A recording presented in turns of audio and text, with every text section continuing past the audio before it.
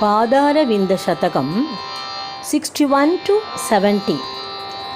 जनोऽयं सन्तप्तः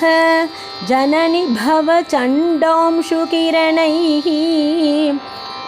अलप्वैकं शीतं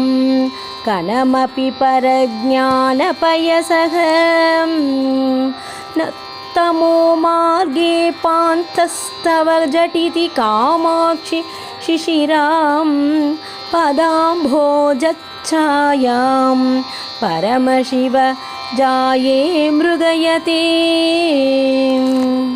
जगत्यम्ब श्रीमन्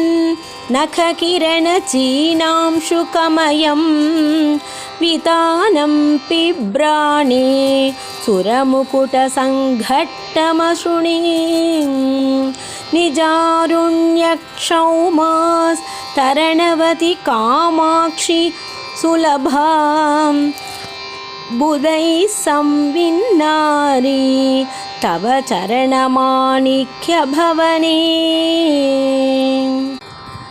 प्रतीमः कामाक्षीं स्फुरिततरुणादित्यकिरणं श्रियो मूलद्रव्यं तव चरणमद्रीन्द्रदनये सुरेन्द्राशामापूरयति यदसौ ध्वान्तमखिलं धुनीते दिग्भागानपि च मगसा पाटलयते महाभाष्यव्याख्या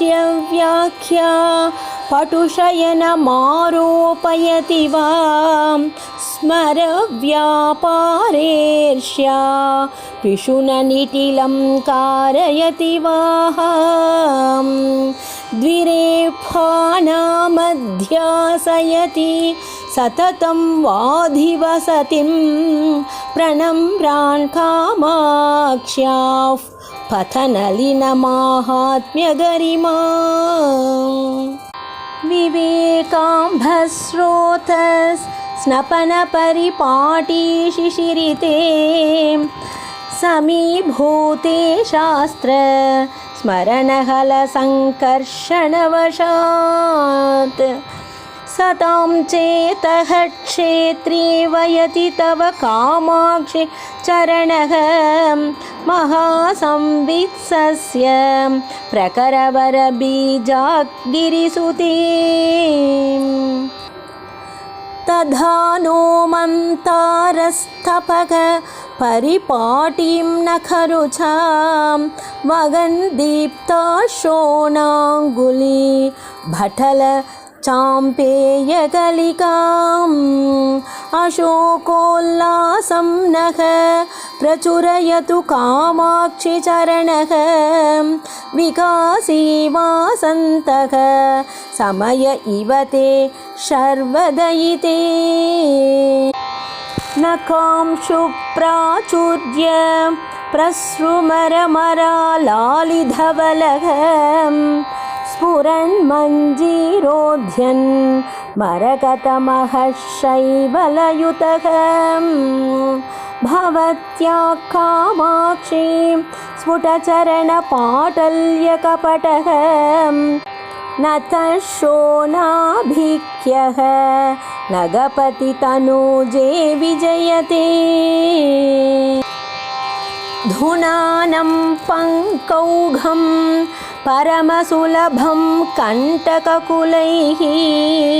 विकासव्यासङ्गं विदधद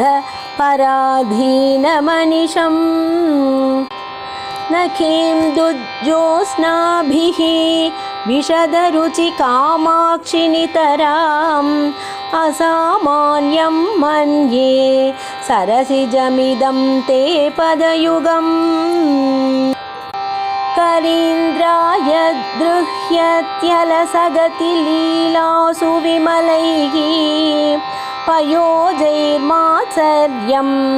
प्रकटयति कामं कलयति पदाम्भोजद्वन्द्वं तव तदपि कामाक्षि हृदयं मुनीनां शान्तानां कथमनिशमस्मै स्पृहयते निरस्ताशो निम्ना चरणकिरणानां तव शिवे समिन्धाना सन्ध्यारुचिरचल राजन्यतनये असामर्थ्यादेनं परिभवितुमेतत्समरुचां सरोजानां जाने मुकुलयति शोभां प्रतिदिनम्।